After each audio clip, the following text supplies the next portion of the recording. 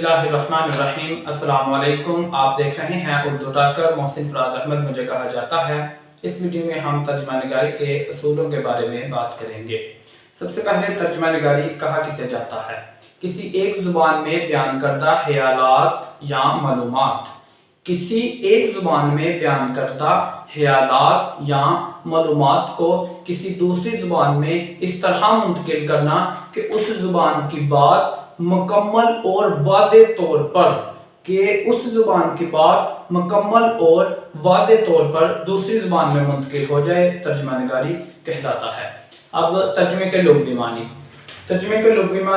दूसरी जुबान में मुंतकिल करना या फिर एक जुबान का मतलब दूसरी जुबान में अदा करना है। तर्जुमे के लुग़वी मानी दूसरी जुबान में मुंतकिल करना या फिर एक जुबान का मतलब दूसरी जुबान में अदा करना है। तर्जुमा निगारी के लिए दो जुबानों का होना जरूरी है। हम एक ही जुबान से अगर हम एक जुबान में तर्जुमा करते हैं, उर्दू का तर्जुमा अगर हम उर्दू में ही करते हैं तो उसे तर्जुमा नहीं बल्कि हम सलीस कह सकते हैं, तशरीह कह सकते हैं, अलबत्ता तर्जुमा नहीं कह सकते।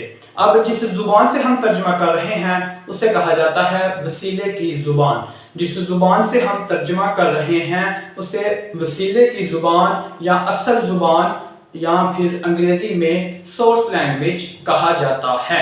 मिसाल के तौर पर अगर हम अंग्रेजी से तर्जुमा कर रहे हैं तो हम अंग्रेजी को वसीले की जुबान या असल जुबान या फिर अंग्रेजी में उसे सोर्स लैंग्वेज कहेंगे।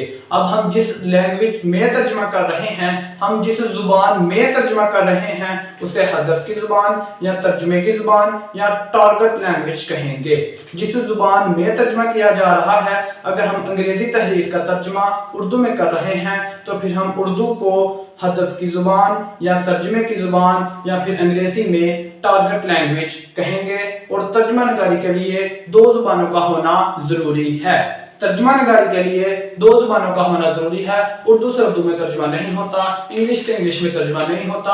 अगर हम उर्दू से उर्दू में तर्जुमा करेंगे वो तशरीह तो हो सकती है, सलीस तो हो सकती है, अलबत्ता तर्जुमा नहीं हो सकता। तर्जुमा निगारी के लिए दो जुबानों का होना जरूरी है ताकि एक जुबान से दूसरी जुबान में तर्जुमा किया जा सके।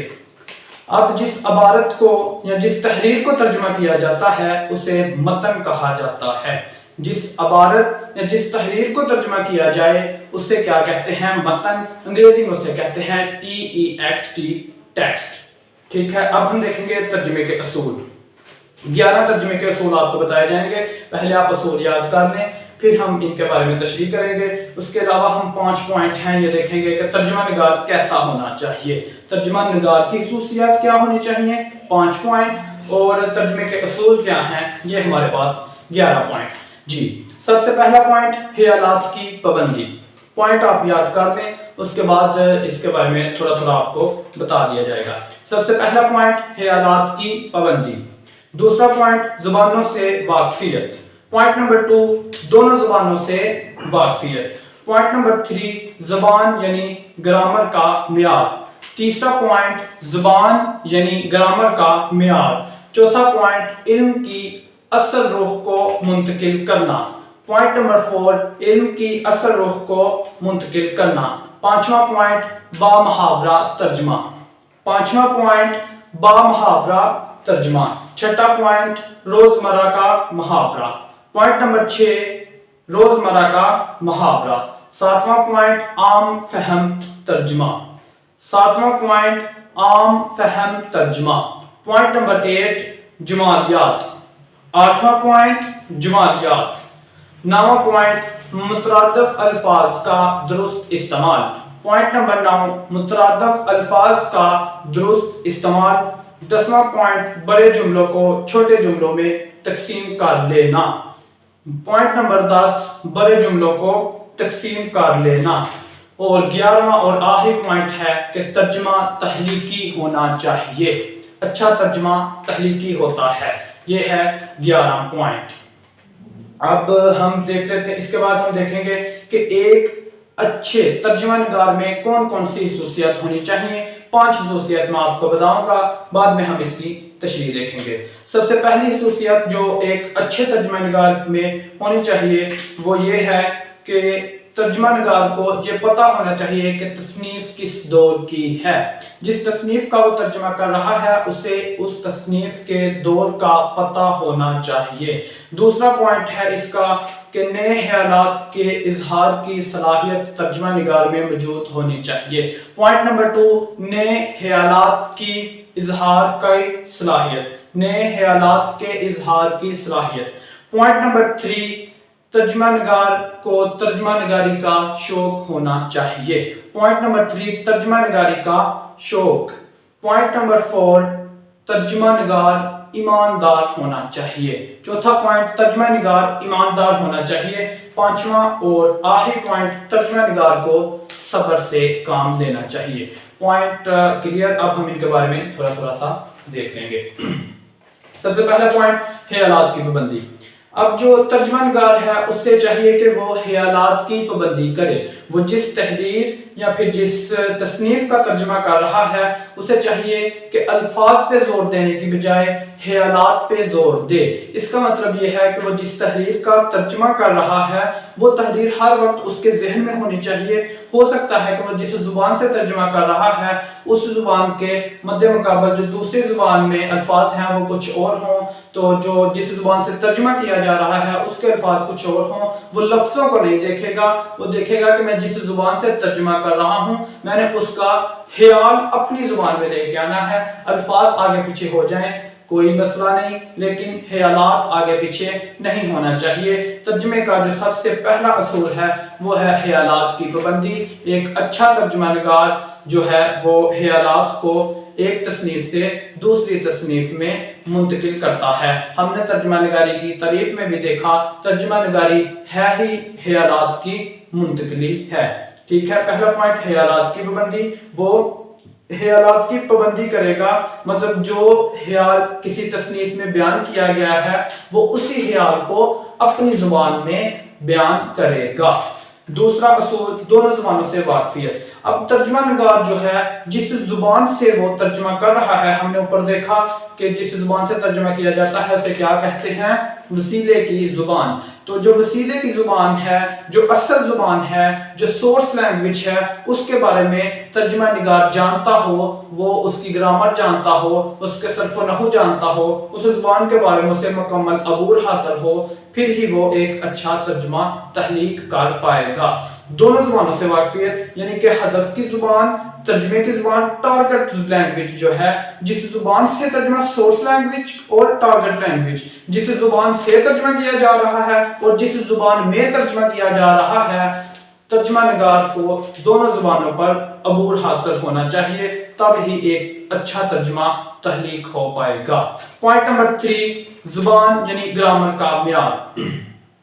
अब तर्जुमा निगार जो है वो ये ना हो कि अगर वो अंग्रेजी से तर्जुमा कर रहा है, मतलब उर्दू में तर्जुमा कर रहा है, तो अंग्रेजी में फाइल फेल मफूल होता है, उर्दू में उसका जुमले की बनावट और तरह से है, अंग्रेजी में और तरह से है, वो लफ्ज़ी तर्जुमा ना करे बल्कि वो देखे कि अंग्रेजी ग्रामर में जुमला इस तरह बनता है, जो उर्दू ग्रामर है इसमें तर्जुमा इस तरह बनता है, वो ग्रामर के लिहाज से तर्जुमा करेगा। एक जुबान की ग्रामर को दूसरी जुबान में वो मुंतकिल करेगा। ये नहीं कि लफ्ज़ी तर्जुमा करके उसका वो गोरख धंधा बना दे, उसकी समझ ही ना आए, ऐसा बिल्कुल नहीं होगा, बल्कि वो एक जुबान की ग्रामर को दूसरी जुबान की ग्रामर में तब्दील करेगा, यानी कि एक जुबान के जुमलों को दूसरी जुबान के जुमलों में तब्दील करेगा। इस तरह तर्जुमे में ग्रामर के म्यार का ख्याल रखा जाएगा। चौथा असूल, इल्म की असल रुख को मुंतकिल करना। तर्जुमे का मकसद एक इल्म को दूसरी जुबान में मुंतकिल करना। हमने ऊपर तर्जुमे की तारीफ में भी ये देखा कि तर्जुमा दरअसल है ही इल्म की मुंतकिली। अगर एक अंग्रेजी का जो इल्म है, जिस तहरीर से हम तर्जुमा कर रहे हैं, हम फारसी से तर्जुमा कर रहे हैं, हम अरबी से तर्जुमा कर रहे हैं, हम किसी दूसरी जुबान से तर्जुमा कर रहे हैं, हम बजाय उसके लफ्ज़ों को, उसके लफ्ज़ों के मतलब हम अपनी जुबान में तलाश करें, उसकी बजाय हम उस जुमले में जो इल्म है उसको अपनी जुबान में लेकर आएंगे। अगर आपने पूरे के पूरे जुमले के जो लफ्ज़ हैं उसके मुतबादल जो हमारी जुबान में लफ्ज़ हैं आपने सारे को मुंतकिल कर दिए, लेकिन वो जो इल्म था जुमले के अंदर, जो इल्म की रूह थी, वो आपने अगर मुंतकिल नहीं की तो आपने अच्छा तर्जुमा तहलीक नहीं किया, बल्कि जो भी कहने कि आपने तर्जुमा ही तहलीक नहीं किया। ये ना हो कि आप तर्जुमा करते हुए उसे गोरख धंधा बना दे, उसकी समझ ही ना आए, बल्कि जो इल्म तर्जुमा जिस जुबान से तर्जुमा किया जा रहा है, जिसे हम वसीले की जुबान कहते हैं या फिर सोर्स लैंग्वेज कहते हैं, उससे जो तर्जुमा किया जा रहा है वो जब टारगेट लैंग्वेज में आए, जिस जुबान में हम तर्जुमा कर रहे हैं उसमें आए, तो उसका इल्म हमारी जुबान में आना चाहिए। इल्म की असर रूह की मुंतकिली का ये मतलब है। अच्छा जी, पांचवा जो असूल है वो है बामुहावरा तर्जुमा। बामुहावरा तर्जुमे से मुराद यही है कि हम ग्रामर को जो है वो देखेंगे। अगर कुछ हर जुबान के अपने अपने मुहावरे हैं, अगर कोई मुहावरे में लिखी हुई है कोई तहरीर, तो आप उसे अपनी जुबान में मुंतकिल करेंगे तो आप देखेंगे कि इसकी जगह हमारी जुबान में क्या इस्तेमाल होता है। तो आप जब तर्जुमा करेंगे तो आप इस चीज का ख्याल रखेंगे। और छठा पॉइंट रोजमर्रा का मुहावरा। रोजमर्रा का मुहावरा से मुराद यही है कि तर्जुमा जो है वो आसान हो। ये ना हो कि आप बड़ी मुश्किल जुबान में तर्जुमा कर दें कि पढ़ने वाले को समझ में ही ना आए, पता नहीं इसने क्या तर्जुमा कर दिया है। तर्जुमा रोजमर्रा का मुहावरा हो, ऐसी जुबान हो कि जो कि अहले जुबान अदब के अलावा रोजमर्रा मामलात में जो जुबान इस्तेमाल करते हैं, उस जुबान में अगर आप तर्जुमा करेंगे तो आपका तर्जुमा तहरीकी होगा। पॉइंट नंबर 7, तर्जुमा आम फहम हो। तर्जुमा जो है वो आसान हो, बहुत आम फहम हो। जिस तहरीर का आप तर्जुमा कर रहे हैं उस तहरीर को अपनी जुबान में, आप उस तहरीर का जो इल्म है वो अपनी जुबान के सादा तरीन और आम तरीन लफ्जों में आप उसे तर्जुमा करें, ताकि आपका तर्जुमा अदब की बजाय आम लोग भी समझ सकें।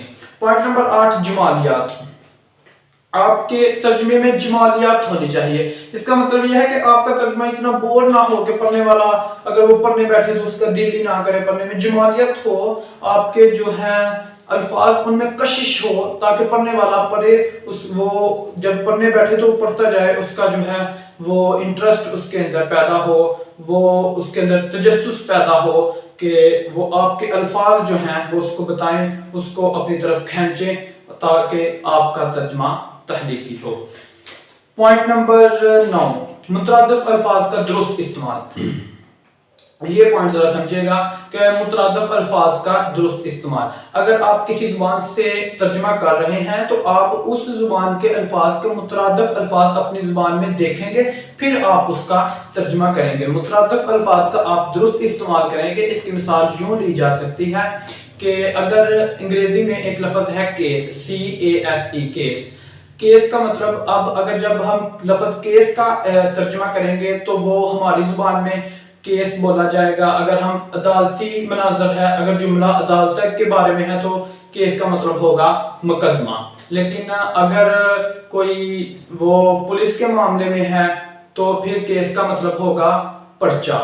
तो अगर कोई कारोबारी शख्स कहेगा कि मेरे पास कोई केस आया है, तो इसका मतलब होगा कि उसके पास कोई लेन देन का मामला आया है।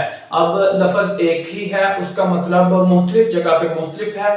तो जब आप तर्जुमा करेंगे तो आप मुतरादिफ अल्फाज का दुरुस्त इस्तेमाल करेंगे। पहले आप वो मुतरादिफ अल्फाज अपनी जुबान में अच्छी तरह तलाश करेंगे, उसके बाद आप उसका तर्जुमा करेंगे। आगे पॉइंट नंबर 10, बड़े जुमलों को तकसीम करना। बाज़ औक़ात ऐसा होता है कि आप जिस जुबान से तर्जुमा कर रहे हैं उसमें बहुत लंबी तहरीर लिखी है, आप वो लंबी तहरीर को अपनी जुबान में मुंतकिल नहीं कर सकते, या फिर अगर आप उसे मुंतकिल करने में आपको दुश्वारी का सामना है तो आप उस लंबी तहरीर को छोटे छोटे जुमलों में तकसीम करके अपनी जुबान में मुंतकिल कर सकते हैं। लेकिन शर्त यह है कि उसका मफहूम ना बदले, जो इल्म की रूह है वो इधर मुंतकिल हो।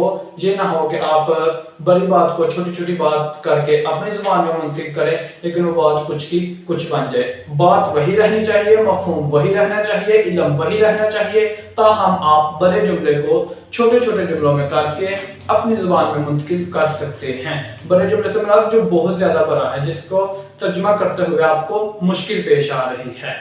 ठीक है, उसके बाद पॉइंट नंबर 11, अच्छा तर्जुमा तहलीकी होता है।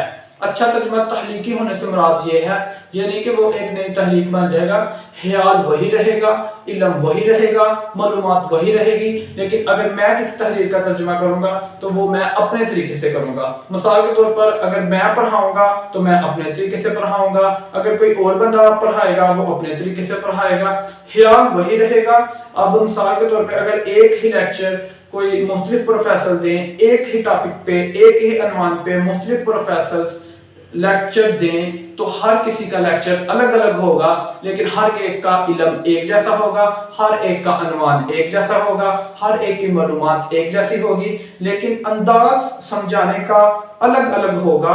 इस तरह से हर कोई तहलीकी काम करेगा, यानी कि लगेगा कि ये फलां ने समझाया है, ये फलां ने समझाया है, ये फलां ने समझाया है। तो अगर मैं तर्जुमा करूंगा तो वो उससे मेरी खुशबू आएगी, यानी कि मेरे तौर तरीके के मुताबिक वो तर्जुमा होगा, अगला बंदा समझ जाएगा कि ये तर्जुमा इसने किया है, हालांकि वो तर्जुमा ही होगा, वो इल्म ही होगा जो मैंने तसनीफ से तर्जुमा अपनी जुबान में किया है, किसी तहरीर का तर्जुमा मैंने अपनी जुबान में किया है, उस जुबान में मेरा तरीका नजर आएगा, लेकिन इल्म जो जिसकी तहरीक है उसका ही होगा। ठीक है, इसे कहते हैं तर्जुमा तहरीकी होना चाहिए। तो अब तर्जुमा निगार कैसा होना चाहिए, ये 5 पॉइंट हैं, इसके बारे में जरा हम जल्दी जल्दी देख लेते हैं। जो तर्जुमा निगार है वो उसको ये मालूम होना चाहिए कि वो किसी तहरीर या जिस तसनीफ का या जिस तहरीर का वो तर्जुमा कर रहा है उसे मालूम होना चाहिए कि ये तहरीर किस दौर में लिखी गई। अब बाज़ औक़ात ऐसा होता है कि बहुत से लफ्ज़ पहले उनका मतलब कुछ और होता है, बाद में वो बदलते बदलते कुछ और हो जाते हैं। आपने वली दखनी के बारे में पढ़ा है, तो तुझ लब की सिफ्त लाले बदख्शा सू कहूँगा, तो तब से को सू लिखा जाता था। तो जब बंदा उनकी शायरी का तर्जुमा करने को बैठेगा, जब तक उसे ये नहीं पता होगा कि उस दौर में से को सू कहा जाता था, तो वो तर्जुमा नहीं कर पाएगा। इसके अलावा उस दौर के बारे में उसे पता होना चाहिए कि जुबान कैसी थी, इसको क्या कहा जाता था, ये क्यों था, ये मतलब जब तक तर्जुमा निगार को वो जिस तसनीफ या फिर जिस तहरीर का तर्जुमा कर रहा है उसके दौर के बारे में पता नहीं होगा, वो अच्छा तर्जुमा नहीं कर पाएगा। तो पॉइंट नंबर 2, नए ख्यालात के इजहार की सलाहियत। तर्जुमा निगार में नए ख्यालात के इजहार की सलाहियत मौजूद होनी चाहिए। इसका मतलब यह है कि बाज़ औक़ात आप तर्जुमा कर रहे हैं किसी चीज़ का, वो आपकी ज़ुबान में पहले नहीं है, तो आपके अंदर ये सलाहियत मौजूद होनी चाहिए कि आप एक नए ख्याल का इजहार जो है वो अपनी ज़ुबान में कर सके। मिसाल के तौर पर अगर गूगल जो था वो सर्च इंजन था, इस पर तलाश किया जाता था, ये इससे पहले नहीं था। जब कोई इसका तर्जुमा अपनी ज़ुबान में करेगा कि ये फलां चीज़ है, तो एक नई चीज़, मोबाइल फ़ोन आज से पहले नहीं था, तो इसके बारे में कोई अब ख्यालात का इजहार करेगा, ये एक ऐसा आला है जिसके ज़रिए हम आवाज़ अपनी एक जगह से दूसरी जगह सेकंडों में मुंतकिल कर सकते हैं। तो अगर एक बंदा नए ख्यालात के इजहार की सलाहियत नहीं रखता तो वो एक अच्छा तर्जुमा निगार नहीं बन सकता। उसके बाद पॉइंट नंबर 3 है तर्जुमा निगारी का शौक। जो तर्जुमा करने वाला है, जो तर्जुमा कर रहा है, उसे तर्जुमा निगारी का शौक हो। अगर उसे तर्जुमा निगारी का शौक नहीं होगा, अगर वो इसे बोझ समझ कर करेगा या फिर किसी के कहने पर करेगा, बगैर शौक के करेगा, तो वो यकीनन एक अच्छा तर्जुमा तहलीक नहीं कर सकेगा। इसलिए तर्जुमा निगार के लिए जरूरी है कि उसे तर्जुमा निगारी का शौक हो। उसके बाद पॉइंट नंबर 4, तर्जुमा निगार ईमानदार हो। तर्जुमा निगार जो है वो ईमानदार हो, वो खरीदा हुआ ना हो, वो बिका हुआ ना हो। ईमानदार होने से मुराद ये है कि जो तर्जुमा निगार होता है वो एक तहजीब और एक जुबान से दूसरी तहजीब और दूसरी जुबान में उसका वो सफीर माना जाता है कि वो एक जुबान से वो चीज़ लेता है, उसे दूसरी जुबान में हूबहू मुंतकिल करता है, एक जुबान से इल्म लेता है, उसे दूसरी जुबान में हूबहू उसी तरह से मुंतकिल करता है। तो ये बहुत ज़रूरी है कि तर्जुमा निगार ईमानदार हो, वो बगैर किसी फेवर के, बगैर किसी लालच के जो तर्जुमा है उसे वैसे का वैसे दूसरी जुबान में मुंतकिल करे। तो तर्जुमा निगार के लिए ईमानदार होना बहुत ज़रूरी है। 5वां और आखिरी पॉइंट जो तर्जुमा निगार का है वो ये है कि तर्जुमा निगार को सब्र से काम लेना चाहिए। इसका मतलब ये है कि अगर आप किसी तहरीर का तर्जुमा कर रहे हैं, आपको मुश्किल पेश आ रही है, तो बजाय इसके कि आप जान छुड़ाने के लिए जो भी आपका जहन काम करे आप जल्दी जल्दी उसका तर्जुमा करें और फिर आप आगे चले जाएं, नहीं, तर्जुमा निगार को सब्र से काम लेना चाहिए। वो उस जहाँ पे आपको मुश्किल पेश आ रही है आप उधर सर्च करें, آپ ادھر تلاش کریں، جو مسئلہ پیش آیا ہے اس کا حل نکالیں، تو اس کے بعد جو ہے وہ ترجمہ کریں، جو اصل ترجمہ ہے اسے کریں، نہ کہ اگر آپ کو کہیں مشکل پیش آئے، سمجھ نہ آ رہی ہو، آپ اپنے ذہن کے مطابق جلدی جلدی کر کے صبر سے کام نہ لیں، جلدی جلدی کر کے گزر جائیں، تو ایسا ترجمہ بھی تحقیقی نہیں ہوگا۔ ترجمہ نگار کے لیے 5ویں کوالٹی، 5ویں خصوصیات یہ ہونی چاہیے کہ ترجمہ نگار کو صبر سے کام لینا چاہیے۔ امید ہے آپ کو سمجھ آ گئی ہوگی۔ ویڈیو دیکھنے کا بہت شکریہ، چینل کو سبسکرائب کر دیجیے گا، دعا میں یاد رکھیے گا۔ اللہ نگہبان، فی